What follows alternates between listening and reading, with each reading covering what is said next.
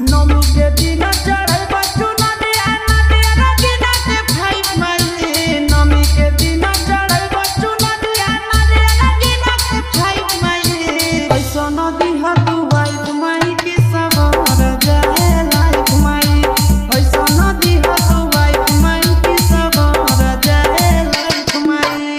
सुंदर होठे गाम बाकी सीधा साधा टाइप माई। सुंदर होठे गाम बाकी सीधा साधा टाइप माई। ऐसा नदी हतु वाइफ माई की सवार जाए लाइफ माई।